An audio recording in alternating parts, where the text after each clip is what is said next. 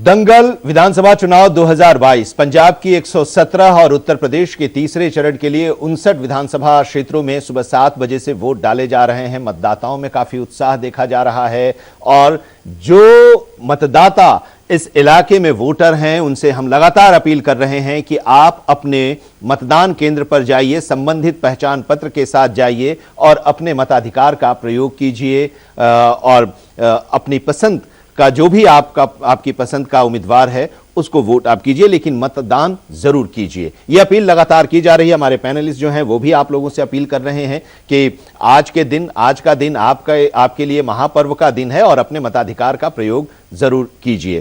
तो हम चर्चा पंजाब की कर रहे हैं, 117 विधानसभा क्षेत्रों की। हम चर्चा उत्तर प्रदेश के 16 जिलों की 59 विधानसभा क्षेत्रों की भी कर रहे हैं, जहां पर आज वोट डाले जा रहे हैं और कई ऐसे दिग्गज हैं जो इस चुनाव में आज के इस दौर में जहां पर 176 विधानसभा क्षेत्रों में वोट डाले जा रहे हैं, उनकी किस्मत आज ईवीएम में शाम 6 बजे बंद हो जाएगी और ईवीएम 10 तारीख को खुलेगी मार्च में, तो फिर पता चलेगा कि किसके दावों में कितना दम रहा। उत्तर प्रदेश पर हम चर्चा करें, लेकिन उससे पहले जरा एक सवाल आया था महंत जसबीर दास जी का, इस चर्चा में हमारे साथ जुड़े हुए इस पैनल में आपके लिए था अतीत साहब कि उनके सवालों का आप जवाब नहीं दे रहे हैं। क्या पंजाब में जो दावे कर रहे हैं आप, जो कि दिल्ली में ये सब कुछ हुआ, पंजाब में भी हम करेंगे, तो क्या पंजाब में इससे पहले इस तरह की चीजें नहीं थी, ये सुविधाएं नहीं थी? बहुत छोटी से मैं कांग्रेस के प्रवक्ता को भी जवाब देता हूं और जो है भारतीय जनता पार्टी के प्रवक्ता को जवाब देता हूं। वो कह रहे हैं कि पहले से ही स्कूल हैं, कॉलेज हैं। तो देखिए, आप जनता से अपील कर दीजिए कि वो दिल्ली कॉल करें और उनसे कहें कि पता करें कि वहाँ 200 यूनिट फ्री बिजली मिल रही है, वहाँ पर फ्री पानी मिल रहा है, क्या प्राइवेट स्कूल से बेहतर हो गए हैं गवर्नमेंट स्कूल? अगर ऐसा हो गए हैं तो जो पंजाब में उत्तर प्रदेश में और उत्तर प्रदेश में आप जो है आम आदमी पार्टी को वोट दे दीजिए और जो है भारतीय जनता पार्टी को वोट मत दीजिए। देखिए, हम कह रहे हैं तुलना करिए, हम अपना रिपोर्ट कार्ड दिखा रहे हैं। हम कांग्रेस की तरह नहीं कह रहे, हम जो है भारतीय जनता पार्टी की तरह नहीं कह रहे कि हवाई बातें करें। हम कह रहे हैं हमने दिल्ली में काम किया है, आप हमारे काम को वेरीफाई करिए, हमसे मत करिए हमारे दिल्ली के आधार पर आप पंजाब में लोगों को कह रहे हैं हमारा रिपोर्ट कार्ड है, हमारा रिपोर्ट कार्ड है। हम कह रहे हैं हमारा रिपोर्ट कार्ड देखिए और हमारे रिपोर्ट कार्ड के आधार पे हमें वोट दीजिए। हम हवाई बातें नहीं कर रहे। और आप पंजाब में 4.5 साल कौन मुख्यमंत्री था, आप कौन मुख्यमंत्री, किसकी सरकार है, वो भी कांग्रेस के प्रवक्ता से पूछिए, बताएंगे किसकी सरकार है। जसबीर जी, उसके बाद फिर हम धनुष जी के पास जाएं। हाँ जसबीर जी। सबसे पहले तो जी मैं इनको बताना चाहूंगा, ये मेरे को बीजेपी का प्रवक्ता बता रहे हैं। बीजेपी का प्रवक्ता नहीं हूं मैं, आप बीजेपी का प्रवक्ता मत कीजिए। और दूसरी बात, रही बात आपकी जो पानी की बात कर रहे हैं, पंजाब में किसानों को पानी फ्री मिलता है। रही बात बिजली की, बिजली यहाँ फ्री है, ठीक। और जो बातें कर रहे हैं आप 1-1 हजार रुपया देने की हम बातें, दिल्ली का रिपोर्ट कार्ड बता रहे हैं, हम बता रहे हैं दिल्ली में हम क्या देते हैं। हम आपसे ये कह रहे हैं कि हमारा मैनिफेस्टो को दिल्ली के आधार पर देखिए।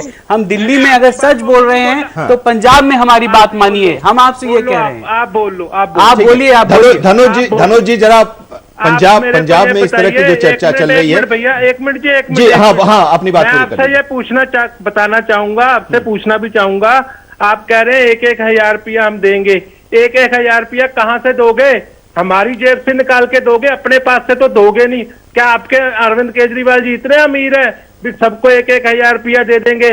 ये तो अमीर है तो बताएं, वो हमारी जेब से निकलना है, हमारा ही कान और उल्टी तरह से पकड़ के हमें ही पकड़ा देना है। ये बेवकूफ वाली बातें मत करो आप। तो क्या जनता इस बात को समझ रही है? बताओ, जो मैनिफेस्टो में मुफ्त की बात की जाती है जसबीर साहब, क्या वो जनता इस बात को समझ पाती है या समझ पा रही है? समझ रही है जी जनता। जनता या साथ में ये भी समझ रही है भी अगर हमने आम आदमी पार्टी की सरकार बना दी तो हमारे समझ लो खालिस्तान की सरकार बन गई। आपको मैं ये बता देता हूँ जी, आपको आज ही मेरे से, इनको भी शौक है ना लिख के देने का, मैं भी लिख के देता हूँ। अगर अरविंद केजरीवाल की यहाँ पंजाब में अगर भगवान ना करे ऐसी बात होगी, सरकार आ गई, सबसे पहले तो मुख्यमंत्री ये खुद बनेगा और उसके बाद ये खालिस्तानियों को सपोर्ट देके यहाँ पंजाब के अंदर 5 साल करेगा राज और चुपचाप पैसा बनाएगा और खालिस्तानी असला भर देंगे। जरा धनुष जी, अब इसमें एक तो है कि पंजाब की हम लोग बात कर रहे हैं, पंजाब में डेरा की भूमिका होती है, इस बार की क्या भूमिका है डेरा की? और दूसरा ये कि जब सब लोग प्रचार के आखिरी दिन अपने अपने विधानसभा क्षेत्रों में प्रचार कर रहे थे, तो प्रधानमंत्री नरेंद्र मोदी दिल्ली में अपने आवास पर सिख प्रतिनिधिमंडल से मिल रहे थे, वो भी एक संदेश जा रहा था। देखिए आनंद जी, बहुत अच्छा सवाल आपने किया। मैं सभी पैनलिस्ट से कहूंगा, क्योंकि मैं देखिए पंजाब की चुनाव जो है ना, जो सिख संगत की बात करूंगा मैं, बहुत ही पवित्र धरती है अमृतसर, जहां से राजनीति का पंजाब की खास तौर पर, जो अभी महंत जी कह भी रहे थे, मैं उनके बात से इत्तेफाक रखता हूं कि पंजाब के जो लोग हैं ना, वो बहुत बुद्धिजीवी है, क्योंकि उसका ज्यादातर जो ध्यान है ना, वो धार्मिक कार्यों में रहता है। वो अपने गुरु ग्रंथ उनसे बहुत करीब जुड़े हुए हैं, क्योंकि वो कोई समझौता नहीं कर सकता। जहां पर बात गुरु ग्रंथ की आती है तो उन्हें पता चल जाता है कि कौन फ्रेब है, कौन झूठ है, कौन सत्य है। तो जब झूठ सत्य की बात होती है तो उस टाइम आकलन करने में पंजाबियों का IQ बहुत आगे है। इस बात से मैं गुरेज नहीं करूंगा। दूसरी बात, खेती का जितना जानकारी पंजाब वालों को, मैंने इसीलिए कहा ना कि कोई नेता यह नहीं कहता कि वहां अच्छी फसल होती है, मैंने धान की, गेहूं की, तो इसलिए। दूसरी बात जो आपने कहा, चुनाव में प्रभाव कहां डलता है, एक तो ये हो गया जितने भी गुरुद्वारे के जो कहते हैं ना SPG वाले, ये सब का बहुत मायने, क्योंकि उसी के कारण मैं आपको कह दूं, अकाली दल के जो प्रकाश सिंह बादल है, वो काफी सालों तक वहां पर रहे, और जब उन्होंने उनसे मुख मोड़ लिया, मैं आपको विवाकी से बोल रहा हूं, मुख मोड़ लिया, तो उनकी सत्ता भी वहां से चली गई। और कांग्रेस जो आई 2017 में, तो कांग्रेस नहीं आई थी, आपको मैं क्लियर कट बता दूं, वो कैप्टन अमरिंदर सिंह जी गली मोहल्ले जा जाके, पिंड जा जाके, वो जो मेयर है ना, रास्ते जा जाकर उन्होंने लोगों को समझाया कि आप मुझे देखो। और सब लोगों ने, पंजाबियों ने, मैं आपको बता दूं, पंजाब के लोगों ने, हिंदू मुस्लिम सिख, और आपको यहां तक बता दूं, मैं उस शब्द का यूज नहीं करता, लेकिन आज मैं करना चाहता हूं, दलित, क्योंकि वहां पर वो भी काफी संख्या में, उन्होंने भी विश्वास किया था कैप्टन साहब पर, और इसीलिए उनको फुल बहुमत से सरकार बनी। लेकिन कांग्रेस को यह हुआ कि कांग्रेस पार्टी वहां जीत गई, और नतीजा क्या हुआ? ये आप क्या बोल रहे हैं? बोलने तो दीजिए, आप कुछ भी कह रहे हैं। अरे अपने बारे में बोलिएगा ना, आप झूठ कह रहे हैं। अरे मैं तो देखिए, 2017 के अंदर 2017 में कांग्रेस के कारण ही कैप्टन अमरिंदर सिंह चुने गए थे। आप कुछ भी बात कर रहे हैं। मुझे बोलने तो दीजिए, मैं सवाल का जवाब दे रहा हूं ना, आप उनके सवाल का जवाब तो देते नहीं है। मुझे सवाल का जवाब नहीं दिया हमने। मैं आपने जल्दी से अपनी बात पूरी कर लीजिए, फिर हम लोग, अरे हम लोग फिर भी उत्तर प्रदेश पर भी चर्चा करनी है जरा सा। हाँ, अरे 4 साल मुख्यमंत्री थे, क्या ऐसी मजबूरी थी कि आपने मुख्यमंत्री बदल दिया? आपने बदलने से पहले बोला, आपने प्रियंका गांधी, राहुल गांधी, सोनिया गांधी, तीनों ने कोई सभा करके बोला कि भैया ये कैप्टन अमरिंदर सिंह मनोज कुमार अकलाने लगा, तानाशाही नहीं है, लोकतंत्र है। एक बार फिर से चुनाव, चलिए यहीं से हम लोग अब उत्तर प्रदेश पर आएंगे। योगी आदित्यनाथ उत्तर प्रदेश के मुख्यमंत्री चुनावी सभा को संबोधित कर रहे हैं, उनको भी सुन लेते हैं। सौरभ गुप्ता जी, अखिलेश त्रिवेदी जी, श्रीमती पुष्पा सिंह जी और मोदी से जुड़े हुए मेरे सभी उपस्थित भाइयों बहनों, आज मैं प्रातः काल से लखीमपुर जनपद में हूं। बाबा गोला गोकर्णनाथ की धरती से मैं सीधे यहां आ रहा हूं। मैं इस धरती को कोटि कोटि नमन करता हूं। आप सबका उत्साह के लिए हृदय से अभिनंदन भी करता हूं। भाइयों बहनों, 2017 में भी मुझे यहां आने का अवसर प्राप्त हुआ था, और 2017 में जब भारतीय जनता पार्टी के लोकप्रिय प्रत्याशी श्री लोकेंद्र प्रताप सिंह जी को जब प्रत्याशी बनाया गया था, तब मैंने आपसे कहा था कि प्रदेश में समाजवादी पार्टी ने जो आतंक पैदा कर रखा है, जो गुंडागिर्दी है, जो अराजकता है, इस गुंडागिर्दी को रोकने के लिए भारतीय जनता पार्टी आवश्यक है। याद करिए 2012 से 17 के बीच, या 2007 से लेकर के 2012 के बीच प्रदेश के अंदर दंगों की एक लंबी श्रृंखला खड़ी थी। बहुजन समाजवादी पार्टी की सरकार के समय लगभग 450 दंगे हुए थे और समाजवादी पार्टी की सरकार के समय 700 से अधिक दंगे प्रदेश में हुए।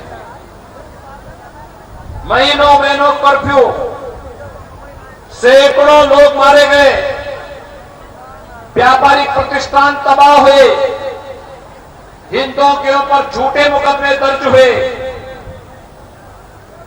लेकिन भाइयों बहनों, 5 साल का आपका भारतीय जनता पार्टी की डबल इंजन की सरकार का कार्यकाल भी आपके पास है। एक भी दंगा नहीं हुआ। क्या दंगा हुआ? बात बात को लेकर के सांप्रदायिक तनाव व्यक्त करने वाले, धमकी देने वाले इन 5 सालों में कहीं धमकी देते हुए दिखाई दिए थे? भाइयों बहनों, 5 साल में कोई दंगा नहीं। 5 साल के अंदर प्रदेश के अंदर कानून का राज, बड़े बड़े माफिया और अपराधी जो पहले सत्ता का संचालन करते थे, ये सभी भय के मारे बिलों के अंदर छुप गए या जेल के अंदर चले गए या दूसरे लोग की यात्रा में प्रस्थान कर गए। लेकिन प्रदेश के अंदर किसी को भी अराजकता फैलाने की छूट नहीं दी गई। और जिन लोगों ने प्रदेश में गरीबों की संपत्ति पर, व्यापारियों की संपत्ति पर कब्जा करके अवैध निर्माण किया था, भाइयों बहनों, उस अवैध निर्माण पर और माफिया की छाती पर बुलडोजर चलाने में भी सरकार ने कोई गुरेज नहीं की।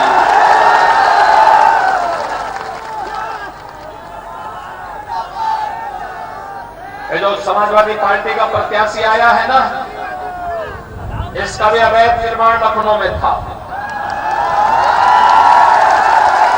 वहां भी बुलडोजर चला है।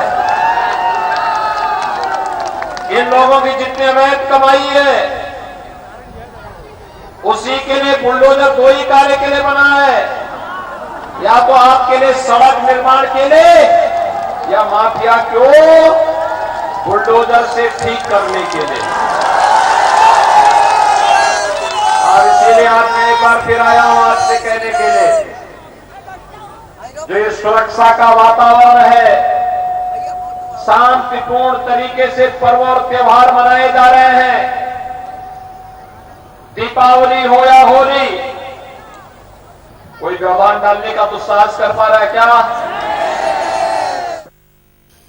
तो चौथे चरण के लिए अब प्रचार चल रहा है और उधर प्रधानमंत्री भी लगातार चुनावी रैलियों को संबोधित कर रहे हैं। इस वक्त वो हरदोई में हैं और वहां की जनसभा को संबोधित कर रहे हैं। जरा हरदोई चलते हैं। राजनी, छिनेती, लूट आम बात हो गई थी। लोग कहते थे, दिया बरे घर लौटाओ। ये कहते थे कि नहीं कहते थे? दिया बरे घर लौटाओ।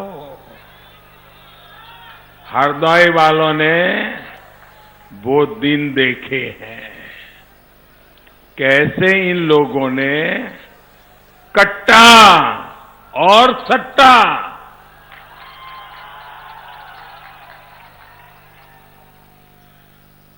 एक कट्टा और सट्टा वालों को खुली छूट दे रखी थी। हमारी माताएं परेशान रहती थी कि बेटे बेटी घर से निकले हैं तो रात शाम को सुरक्षित घर लौट आए, कोई दुर्घटना उनके साथ न हो जाए। अपराधियों को इन घोर परिवारवादियों की सरकार का पूरा संरक्षण होता था। लेकिन हरदोई की जनता देख रही है कि आज कैसे सबका हिसाब हो रहा है। हिसाब हो रहा है कि नहीं? बराबर ठीक हो रहा है ना? माफिया, अपराधी खुद जमानत रद्द करवाकर जेल के भीतर पहुंचे हुए हैं। भाइयों और बहनों, बुरी तरह चुनाव हार रहे इन गौर परिवारवादी अब जात पात के नाम पर जहर फैलाएंगे, लेकिन आपको केवल एक ही बात याद रखनी है, एक ही मंत्र, यूपी का विकास, विकास, विकास, देश का विकास, विकास, विकास। ये वो लोग हैं जो कुर्सी के लिए अपने परिवार से भी सबसे लड़ जाते हैं। इसलिए ये गौर परिवारवादी किसी जाति या समाज के लिए भी नहीं हो सकते। साथियों, यूपी में आपने जिस डबल इंजन की सरकार को आशीर्वाद दिया है, वो किसी एक खानदान की सरकार नहीं है। कोई कह सकता है क्या कि यूपी में खानदान की सरकार है? कोई कह सकता है दिल्ली में भारत की सरकार खानदान की सरकार है? कोई कह सकता है क्या? ये गरीब, किसान, नौजवानों की सरकार है। हमने 5 साल आपके लिए जी तोड़ मेहनत की है, लेकिन मुझे इस बात का अफसोस है कि 2014 से लेकर 2017 के बीच यूपी में इन परिवारवादियों ने एक भी काम में मेरा साथ नहीं दिया। भाइयों, मुझे बताइए, यूपी का मैं सांसद हूं, यूपी के लोगों की मदद से मैं प्रधानमंत्री बन गया, और मैं यूपी के लिए कोई काम करूं, और लखनऊ में इनकी सरकार बैठी थी, 17 तक मुझे कोई काम नहीं करने दिया। भाइयों बहनों, ऐसे लोगों को फिर से अगर लाओगे तो मुझे काम करने देंगे क्या? जरा पूरी ताकत से बताओ ना, मुझे काम करने देंगे क्या? आपका भला करने देंगे क्या? माताओं बहनों की सेवा करने देंगे क्या? नौजवानों के लिए काम करने देंगे क्या? तो ऐसे लोगों को आने देना है क्या? आने देना है क्या? पक्का? इन लोगों ने ठान लिया था कि यूपी में विकास का कोई काम केंद्र सरकार को करने ही नहीं देंगे।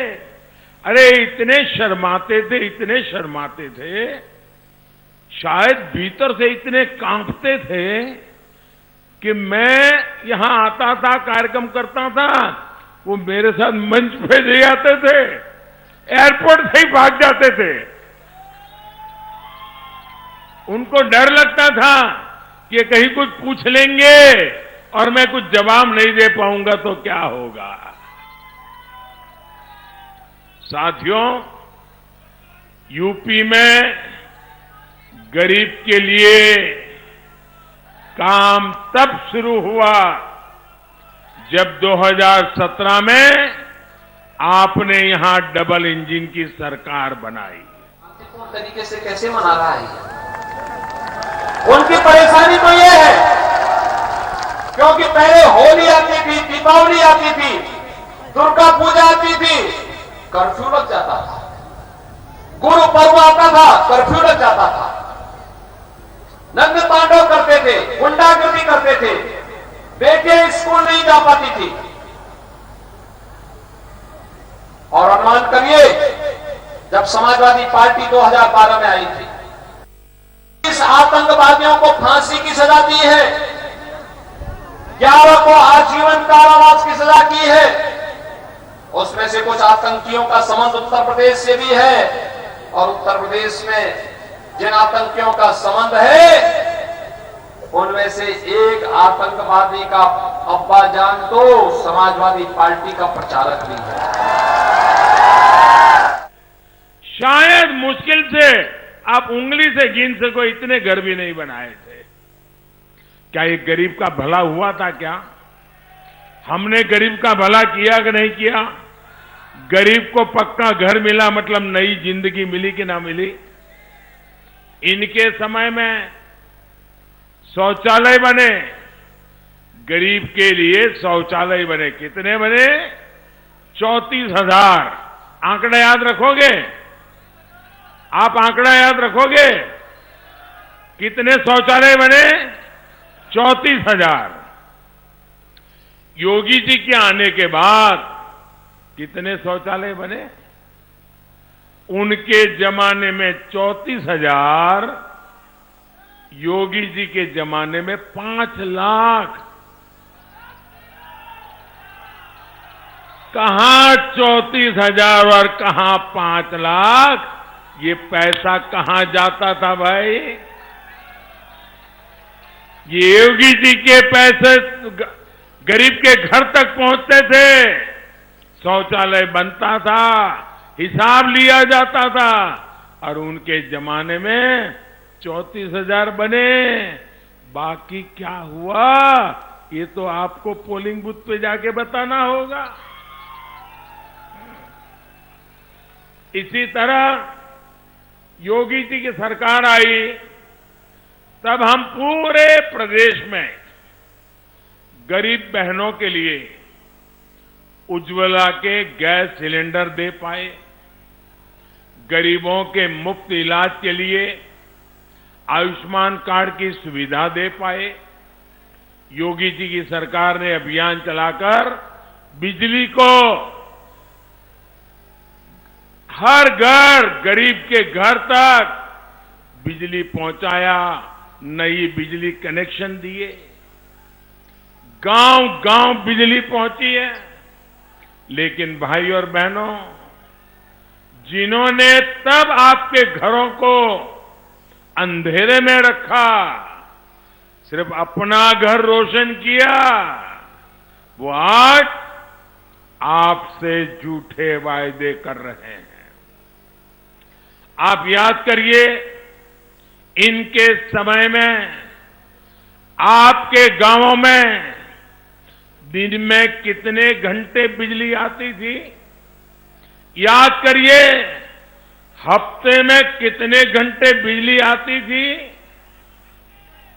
मुझे बराबर याद है, उत्तर प्रदेश में बिजली अगर आती है तो खबर बन जाती थी एक जमाने में। बिजली का जाना स्वाभाविक था। जैसे घर में कभी साल में 1-2 बार मेहमान आ जाए, वैसे बिजली यहां मेहमान की तरह आती थी।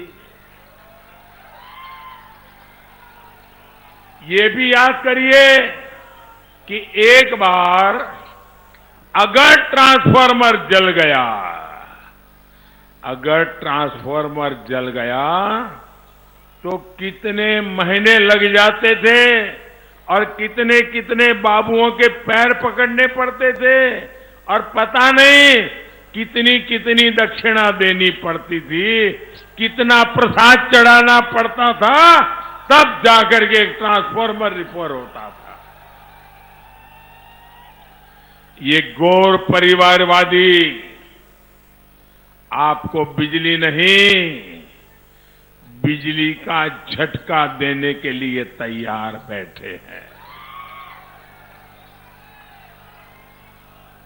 जिनके काले कारनामे ही अंधेरे में फलते फूलते हो, वो परिवारवादी कभी भी प्रदेश को उजाला नहीं दे सकते।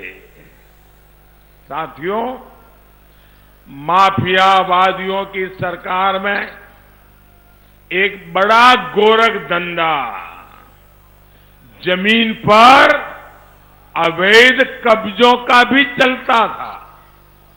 इनके नेताओं के गुर्गे किसी की भी जमीन पर अपना कब्जा समझने लगते थे, लेकिन डबल इंजन की सरकार ने इनके इस धंधे का शटर भी गिरा दिया। स्वामित्व योजना के तहत हम गांव में ड्रोन के जरिए जमीनों का लेखा जोखा तैयार करवा रहे हैं। आसमान से जमीन की नपाई हो रही है और जमीन के मालिक को मालिकाना दिया जा रहा है। भाइयों बहनों, पहले ये पैसा जो आज हम मेडिकल कॉलेज पे खर्च कर रहे हैं, सड़क पे, पुल पे, बिजली पे, राशन पे खर्च कर रहे हैं, नौजवानों की नौकरी और रोजगार पर खर्च कर रहे हैं। 1 करोड़ नौजवानों को वर्तमान में टैबलेट और स्मार्टफोन देने जा रहे हैं।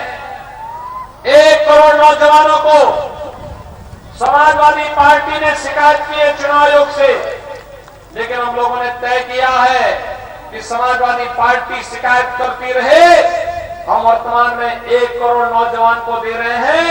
10 मार्च के बाद इसे बढ़ाकर के 2 करोड़ करेंगे। और यही नहीं, ये टैबलेट और स्मार्टफोन से ऑनलाइन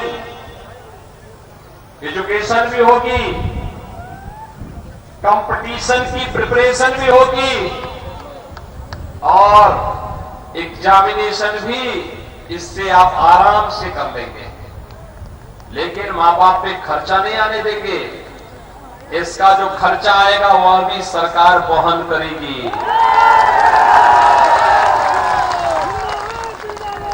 सरकार ने तो यह भी तय किया है, हमारे घर गृहस्थी का काम हमारी माताएं बहनें संभालती हैं। हर दीपावली और हर होली के समय उज्ज्वला योजना के कनेक्शन धारी को एक रसोई गैस का सिलेंडर भी फ्री में उपलब्ध करवाने का राशन दिया जा रहा है। पूरी दुनिया में इतनी बड़ी महामारी आई है, पूरी दुनिया में, लेकिन भाइयों बहनों, मैंने कभी मेरे गरीब परिवार को भूखा सोने नहीं दिया है। गरीब के घर का चूल्हा जलता रहे, इसके लिए दिन रात काम किया है।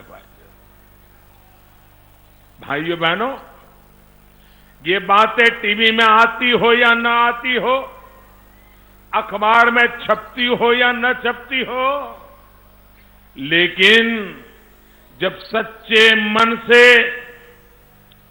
पवित्र संकल्प के साथ सिर्फ और सिर्फ सेवा भाव से जब काम करते हैं ना, तो गरीब के दिलों में जगह बन जाती है। मैं कल ये सोशल मीडिया में एक वीडियो देख रहा था और मेरा मन करता है वो मैं आज बात बताऊं, मैंने क्या देखा। बताऊं ना? बताऊं ना? मैं चाहता हूं कि मैं आपके सामने, खास करके मेरे उत्तर प्रदेश के भाइयों बहनों के सामने, ये बात मेरे दिल को छू गई, इसलिए मैं बताना चाहता हूं। उस वीडियो जो मेरे पास पहुंचा, उसमें एक बहुत ही गरीब बुजुर्ग महिला, और मैं देख करके कह सकता हूं शायद उस मां को कभी स्कूल में जाकर के पढ़ाई करने का बहुत सौभाग्य नहीं मिला होगा। ऐसी एक गरीब बुजुर्ग मां, एक ऐसे ही आजकल जाते हैं ना टीवी, हमारे ऐसे मित्र सारे, तो ऐसे कोई डंडा लेकर के पहुंच गया इंटरव्यू करने के लिए। वो गरीब मां को तो क्या मालूम, वो आके खड़ा हो गया। उसने ऐसे ही उनको जरा टेढ़े मेढ़े सवाल पूछना शुरू किया। उस गरीब महिला बुजुर्ग मां से पूछा कि आपके यहां चुनाव कब है? और मजा ये है उस मां ने सही तारीख बताई कि फलानी तारीख को हमारे यहां चुनाव है। लेकिन उसके साथ साथ ये भी कह दिया मां ने, ताकि वो आकर के सर खाए नहीं, नया सवाल पूछे नहीं। उन्होंने कहा चुनाव है फलानी तारीख को और हमने नमक खाया है, हम धोखा नहीं देंगे। एक गरीब बुजुर्ग अनपढ़ मां उस बुजुर्ग महिला से फिर पूछा किसका नमक खाया है, किसे धोखा नहीं देगी? तो उस मां ने कहा मोदी का नमक खाया है। वो बुजुर्ग महिला के साथ उनके बुजुर्ग पति भी बैठे थे। उन्होंने भी उस मां ने जो कहा उनके पतिदेव ने भी उसको समर्थन दिया, हां में हां मिलाई। फिर उस बुजुर्ग महिला से पूछा गया कि मोदी ने ऐसा क्या किया है? साथियों, इस गरीब बुजुर्ग मां ने उत्तर दिया, ये उत्तर मैं कभी भूल नहीं सकता। उस मां ने कहा मोदी राशन दो हमें।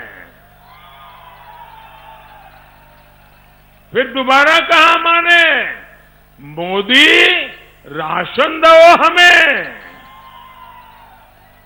भाई और बहनों, फिर बाद में उस महिला ने बताया, उस मां ने बताया कि कितना राशन उनके परिवार को मुफ्त मिल रहा है। ये मेरा सौभाग्य है कि वो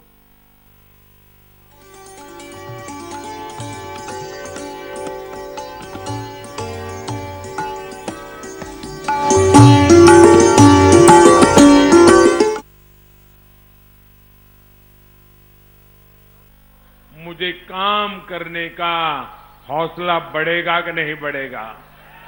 मैं ज्यादा से ज्यादा काम करूंगा कि नहीं करूंगा?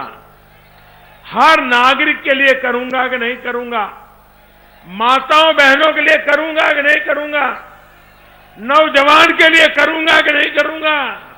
आप जब इतने आशीर्वाद देते हो तो ये जिंदगी किस काम की मेरे भाइयों बहनों, ये आपके लिए है।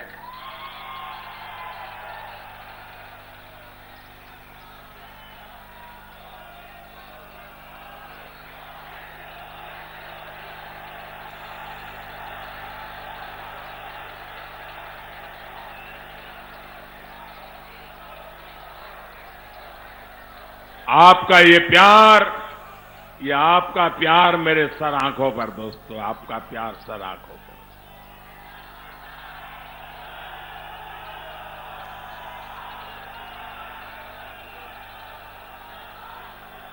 दिल्ली के सत्ता के जिन गलियारों में ज्यादातर समय अमीरों और परिवारवादियों का कब्जा रहा, वहां आज आप सबने एक गरीब मां के बेटे को आपकी सेवा के लिए बिठाया है।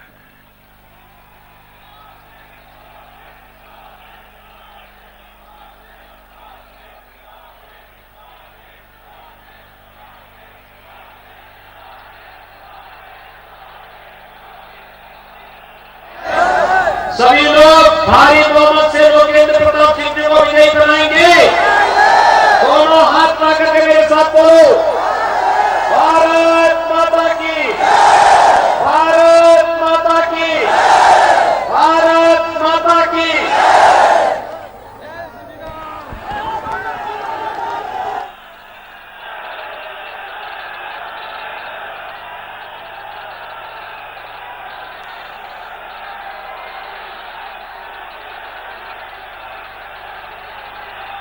साथियों,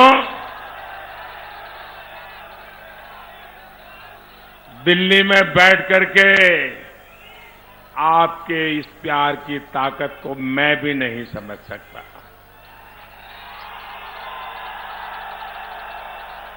इतना प्यार, इतना प्यार।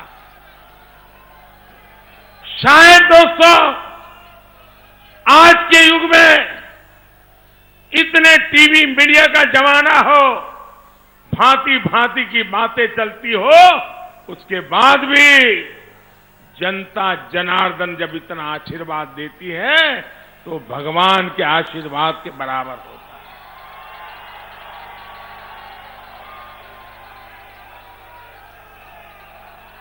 है। मैं जानता हूं कि महामारी के समय में मुफ्त राशन की योजना ने गरीबों की कितनी बड़ी सेवा की है।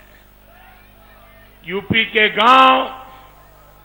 गांव में इस तरह की चर्चा के मुझे कई संदेश मिले हैं, जहां लोग यही कह रहे हैं कि हमने मोदी का नमक खाया है, हम मोदी को धोखा नहीं देंगे। लेकिन साथियों, मैं ये भी कहूंगा, हम सब ने, मेरी ये बात ज्यादा याद रखिएगा, हम सब ने मां भारती का नमक खाया है, हिंदुस्तान का नमक खाया है।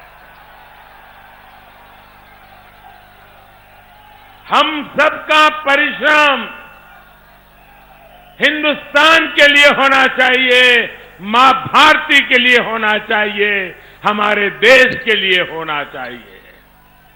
हम सबका लक्ष्य यही होना चाहिए कि गरीब के जीवन से हम मुश्किलें कम से कम, जल्द से जल्द कैसे करें। जब गरीब की चिंता हो तो गरीब का कल्याण सबसे बड़ी प्राथमिकता होती है। यही काम हमने कोरोना के टीके के लिए भी किया। गरीब, दलित, वंचित, पिछड़े, किसी को भी ये नहीं सोचना पड़ा कि अमीर को कोरोना का टीका तो लग जाएगा, लेकिन हम गरीब क्या करेंगे, ये उसको कभी सोचना नहीं पड़ा। भाइयों बहनों, आप सबका टीका लगा है? जरा हाथ ऊपर करके बताइए, आप सबका टीका लगा है? आपको एक पैसे का खर्चा हुआ है? मुझे बताइए, पहले की सरकारें होती तो ऊपर ऊपर के लोगों को टीका लगता, गरीब के घर टीका पहुंचते पहुंचते 10-10, 20-20 साल लग जाते भाइयों बहनों, लेकिन मैंने घर घर टीका पहुंचा दिया। हमने टीका लगाकर हिंदुस्तान के मेरे हर भाई बहन को, गरीब से गरीब को भी सुरक्षा का कवच दिया है। लेकिन जरा याद करिए, उस मुश्किल समय में ये घोर परिवारवादी, ये आपके आशीर्वाद जो पचा नहीं सकते हैं, ये लोग क्या कह रहे थे? ये लोग भारत में बनी वैक्सीन को बदनाम करने के लिए भांति भांति की अफवाहें चला रहे थे, भ्रम फैला रहे थे, लोगों को डरा रहे थे। ये लोग चाहते थे कि गरीब टीके से वंचित रह जाए। तो लगातार चुनाव का प्रचार चल रहा है और वोटिंग भी हो रही है। हम वोटिंग के लिए अपील भी कर रहे हैं कि आप पंजाब के 117 और उत्तर प्रदेश के 16 जिलों के 59 विधानसभा क्षेत्रों में मतदाता हैं, तो अपना मत जरूर दें, अपने मताधिकार का प्रयोग जरूर करें। और लगातार ये चर्चा चल रही है, उत्तर प्रदेश पर सबकी निगाहें टिकी हुई हैं। 403 विधानसभा क्षेत्र और इस 403 में से 13 पर चुनाव हो चुका है और आज 59 विधानसभा क्षेत्रों में वोट डाले जा रहे हैं। गन्ना किसानों के बाद से, गन्ना उत्पादक क्षेत्र के बाद अब आलू उत्पादक क्षेत्र में वोटिंग हो रही है और घमासान है यहां पर। ये जो इलाका है वो आलू के उत्पादक जो हैं, किसान जो हैं, उनका दबदबा है और उनकी भी अपनी मांगें हैं। उनकी मांगों को मैनिफेस्टो में जरूर शामिल किया गया है, लेकिन सवाल यह है कि क्या ये आलू किसान इस उत्तर प्रदेश के चुनाव के इस दौर को प्रभावित करेंगे। लेकिन साथ ही ये वो इलाका भी है जो कि कभी समाजवादी पार्टी का गढ़ हुआ करता था 5 साल पहले तक। 2017 में वो टूटा, तो अब इस बार वापस समाजवादी पार्टी आने की जो कोशिश कर रही है वो कितना उसके लिए मुश्किल है या आसान है। लेकिन कांग्रेस और आम आदमी पार्टी भी उत्तर प्रदेश में भी चुनाव लड़ रहे हैं। इस बार हमारे साथ धनोज जी तो जुड़े ही हुए हैं, महंत जसवीर दास जी भी हैं, लोकेश जिंदल जी और अतीर साहब भी जुड़े हुए हैं। जरा उत्तर प्रदेश का क्या आकलन है अतीर साहब? देखिए, उत्तर प्रदेश में हम भारतीय जनता पार्टी के संदर्भ में देखें तो भारतीय जनता पार्टी को 20 साल में हम बात करते हैं। 20 साल में भारतीय जनता पार्टी कोई मजबूत जमीन थी नहीं। देखिए, 2002 में भारतीय जनता पार्टी के पास 88 सीटें थी, 2007 में 51 थी, 2012 में 47 सीटें थी और मात्र 15% का वोट बैंक था। कभी 20% से ऊपर नहीं गई, आसपास ही रही भारतीय जनता पार्टी। पिछले 20 साल की बात करते हैं।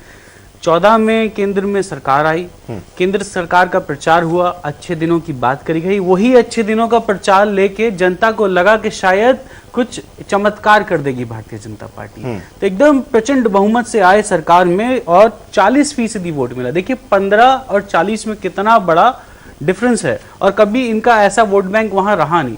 तो ये जो वोट बैंक बड़ा था ना, ये विकास के लिए आया था।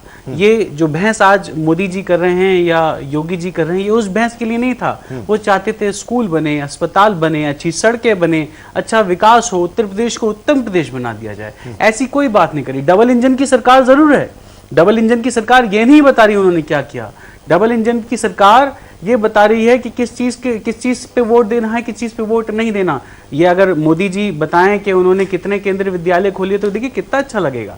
अगर योगी जी बताएं कि कितने अस्पताल हैं डिस्ट्रिक्ट में और कितने अच्छे हर जिले में मेडिकल कॉलेज खोल रहे हैं, देखिए खोल रहे हैं नहीं, ये बताइए कितने खोल दिए हमने। 5 साल में क्या किया वो बताइए। अगले 5 साल में क्या करेंगे? ये एक्सप्रेसवे बनाया। देखिए, एक्सप्रेसवे तो इससे पहले वाली सरकारों ने ही बनाया। एक्सप्रेसवे पे आप उमूमन देखेंगे, आप भी दिल्ली से कभी जाते होंगे, एक्सप्रेसवे पे जाते होंगे, तो वहां पर मोटरसाइकिलों के लिए और बैलगाड़ियों के लिए, ट्रैक्टरों के लिए जनरली एक्सप्रेसवे पे परमिशंस नहीं होती हैं क्योंकि हाई स्पीड ट्रैवल होता है। तो ग्रामीणों के लिए क्या हुआ, कौन सा विकास हुआ, कितने स्टेट हाईवे बने, डिस्ट्रिक्ट अस्पतालों की क्या बात हुई, 80 और 20 की बात करते हैं। योगी जी ये बता दें, जो कोविड काल में लोग मरे, जो हमने देखा, जो है गंगा के किनारे भी देखा, जो है लकड़ियों की भी शॉर्टेज हो गई, बहुत सारी परेशानियां वहां पर देखी गई। वो लोग मरने वाले 80 में थे या 20 में थे, ये बताएं वो वहां पर। जी लोकेश जिंदल जी, उत्तर प्रदेश पहले तो उत्तर प्रदेश की बात कर, अगर इन्होंने शुरू ही की है,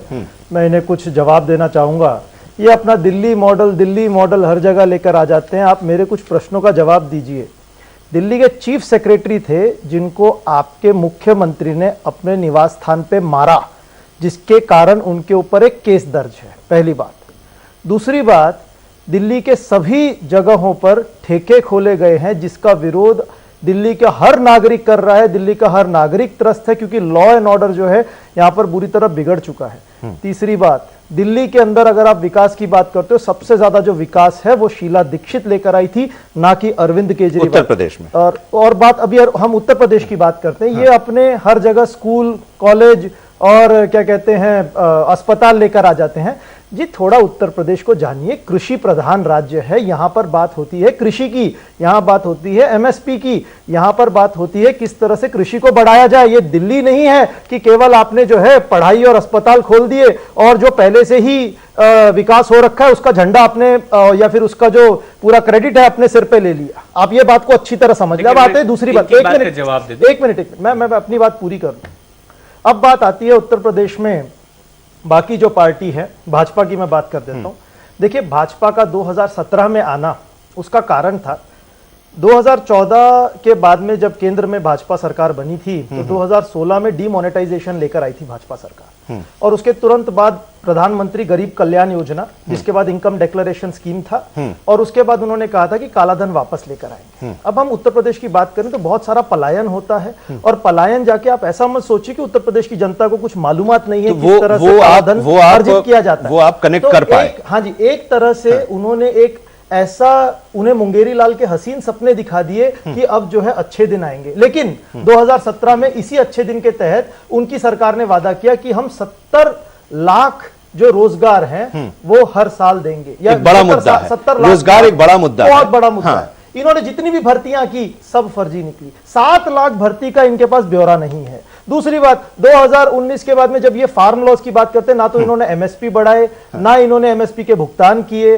सभी किसान इनसे रुष्ट थे कि भाई ये हो क्या रहा है उत्तर प्रदेश के अंदर। अब देखिए उत्तर प्रदेश की अगर हम बात करते हैं डेमोग्राफी के तहत, ये एक युवा उत्तम प्रदेश जिसको हम बोले उसकी चाह रखने वाला राज्य बन चुका है। अब भाजपा को ये वो जो 24% ये जो बात कह रहे थे 24% का जो गेन मिला था, अब नहीं मिलने वाला। इसका लाभ कांग्रेस को होगा। धनुष जी, उत्तर प्रदेश का ये चरण बहुत संक्षेप में जरा समाप्त कर दीजिए। हाँ, बहुत संक्षेप नहीं करूंगा। देखिए, उत्तर प्रदेश में 2017 में अगर भाजपा आई है तो सिर्फ एक ही वजह से आई है, बाकी अपने काम और जानदार शानदार की वजह से नहीं आई है। और मुझे ये कहते हुए कोई गुरेज नहीं है, उत्तर प्रदेश में जब अखिलेश यादव की सरकार थी तो उस एक चीज पर वो कंट्रोल नहीं कर पाए, और वो कंट्रोल था जगह जगह जमीन पर कब्जा।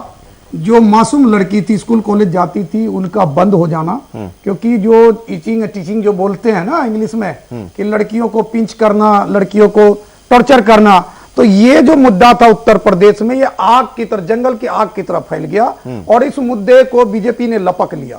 आप 2017 से पहले बीजेपी के तमाम लीडर का बयान देखिए तो उनमें ये नहीं था कि मैं ये कर दूंगा वो कर दूंगा। उनके जुमा से एक ही बात निकलता था, आनंद जी, कि अगर आप मुझे लाओगे तो ये चीज मैं नकेल कसूंगा। और उसमें भाजपा ज्यादातर सफल भी हुई है, ये बात को मैं बता दूं, क्योंकि उत्तर प्रदेश में आप देखिए 100 लॉ एंड ऑर्डर इस बार भी उनका मुद्दा है। हाँ, अभी भी शांति का जो अपील कर रहा है ना, अभी भी वो क्या कहा, एक बुजुर्ग महिला का भी मोदी जी ने उदाहरण दिया कि उनकी बेटी के साथ छेड़छाड़ किया गया तो उन्होंने चिट्ठी में लिखा। अरे ये उन्नाव तो वही जगह है जहाँ पे इनके सरकार जो है बोलने वो तो जेल में है। कम आप कैसी बातें कर रहे हैं? नहीं, समय कम है, मैं क्या कह रहा हूँ, मेरे आकलन हो रहा है कि भाजपा क्यों आई। आप लोग तो बोलेंगे हम अच्छे काम किए, लेकिन भाजपा ने कहा देखो भैया मैं आऊंगा, तो खास पर जो लड़की इस बार दूसरी 3 तलाक का जो इन्होंने उठाया था, तो देखिए 3 तलाक का विरोध हिंदू महिला नहीं कर रही है, 3 तलाक का विरोध जो है ना मुस्लिम महिला कर रही है, जिसका इजाफा, क्योंकि जो पढ़े लिखे महिला है खासतौर पर, मैं आपको बता दूं आज भी इन चीजों का पुरजोर विरोध कर रही है। और दूसरी बात अभी देखिए भाजपा इन चीजों को लपक लिया और उन्होंने कहा कि मैं इसके लिए कानून लाऊंगा, और उसका कहीं ना कहीं भाजपा को बेनिफिट मिला। लेकिन किसी को नहीं पता था कि योगी आदित्यनाथ ही वहां का मुख्यमंत्री होगा। किसी को मालूम नहीं था। ठीक है। जब योगी आदित्यनाथ जी मुख्यमंत्री बने तो उसने सबसे पहले क्या लाया? ठीक है, वो लाया रोमियो एंटी क्लॉक वाला, जो उन्होंने लाया कि भैया रोमियो को पकड़ो मारो पीटो। रोमियो का मतलब कुछ और होता है। ये सब कुछ इस चुनाव में इस बार भी इसकी गूंज इस बार भी दिखाई दे रही है इस उत्तर प्रदेश की अगर हम बात करें तो। महंत जी, जसबीर दास जी, जरा ये बताइए कि अब करीब करीब आधा से ज्यादा समय हो चुका है, 6 बजे पोलिंग खत्म हो जाएगी, पंजाब में भी है, उत्तर प्रदेश में भी है, सिनेरियो क्या लग रहा है? जो बात रही जी अभी तक तो जितनी पोलिंग हुई है मैंने देखा अभी तक कहीं पंजाब में 25% तक हुई है। मैं जनता से अपील करूंगा भी ज्यादा से ज्यादा बाहर निकलें और वोटिंग डालें। आम आदमी पार्टी से डरने की कोई बात नहीं है, ये आतंकवादियों का डर पहले भी दिखाते रहे हैं। हम आतंकवादियों का, जब खालिस्तान की मुहिम चल रही थी, आतंकवाद चल रहा था, हम ही ने समाप्त करवाया था, हमारे पिताजी ने लड़ाई लड़ी थी। इनसे डरने की कोई बात नहीं है। हमें देश बचाना है तो आज अपना मत का उपयोग करना पड़ेगा और अपनी सोच समझ के उनको मत दीजिए जो पहले भी देश के लिए जाने बार चुके हैं, अपनी जान दे चुके हैं और आगे भी दे सकते हैं। ऐसे काले अंग्रेजों के लिए मत कीजिए ना, क्योंकि आज आप अपना मत के इस्तेमाल से अगर आपने वो सरकार चुन ली तो कल को आप भी वही दौर देखेंगे जो हमने देखे हुए हैं 1984 से लेके 92 तक का। और रही बात जो यूपी की है जी, यूपी में हम खुद जाते थे जब पहले, हमें यही मुजफ्फरनगर और मेरठ की तरफ पहले डर लगता था रात को 9 बजे के बाद 8 बजे के बाद जाने। आज जो समय है, आज हम चाहे सारी रात चले हमें वहां कोई भय नहीं लगता, कोई डर नहीं लगता। और ये दीवारों पे क्या, ये आसमान पे लिखा जा चुका है भाई यूपी में दोबारा से फिर बीजेपी आएगी, क्योंकि कांग्रेस के अंदर कांग्रेस की दीवार है जो कांग्रेस अपने खेत को खुद ही खा रही है। और सपा होगी और ये ममता होगी और केजरीवाल होगा, ये पीछों से तीनों एक ही है। इसलिए ये तो कहेंगे नहीं। और दूसरी मैं आपसे बताना चाहूंगा, भाई साहब ने कहा था मेरे को कि हमारे तो विकास बोलते हैं दिल्ली में, ये एक वीडियो है जी, ये दिल्ली की है। मीटर नहीं है, कोई मर जाए तार लगा रहे, फिर कोई उसके जिम्मेवार कौन बनेगा? तार काट के ले जा रहे हैं, हम तो बिल भी पूरा भरने के लिए तैयार है, मीटर भी नहीं लगा रहे। अगर आपके दोस्त यार रिश्तेदारों को फोन करके पूछ लेना, दिल्ली में बिजली का बिल 0 आता है, 1 पैसे का बिजली का बिल नहीं आता और 24 घंटे बिजली आती है। मेरा केजरीवाल से ये है कि हमें मुफ्त की बिजली और पानी नहीं चाहिए, हमें पैसों में लाइट और पानी दे दे बस। कितने घरों में मीटर नहीं लगे हुए मैम? कम से कम यहाँ 2000 लोग होंगे जिनके घर में मीटर नहीं है।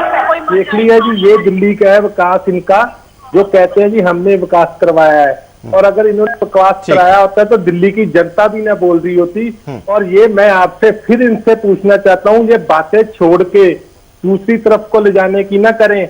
मैंने इनसे पूछा था अगर आपका खालिस्तानों वालों के साथ कोई संबंध अब उस पर जनता अपना उस पर रुख तय करेगी, क्योंकि यही तो समय है कि जो आरोप लगाए जाते हैं एक दूसरे के खिलाफ, उन आरोपों को जनता बहुत ध्यान से देखती है, समझती है, सुनती है और फिर पोलिंग के दिन बूथ पर जाकर अपने मताधिकार का प्रयोग करती है और उसी से वो अपना डिसीजन बताती है कि उसका क्या डिसीजन होता है और फिर जिसका बहुमत होता है उसकी सरकार बनती है। बहरहाल बहुत बहुत शुक्रिया हमारे साथ इस चर्चा में जुड़ने के लिए लोकेश जिंदल जी, अतीर हुसैन साहब, महंत जसबीर दास जी और डॉक्टर धनोज कुमार जी। आप लोगों का बहुत बहुत शुक्रिया इस चर्चा में, क्योंकि पोलिंग हो रही है और पोलिंग के बाद भी इस चर्चा को हम जारी रखेंगे, क्योंकि पंजाब में चुनाव संपन्न हो गया होगा लेकिन उत्तर प्रदेश के 4 दौर अभी और हैं और नजर सबकी उसी पर टिकी होगी। शुक्रिया हमारे साथ आज की इस चर्चा में जुड़ने के लिए।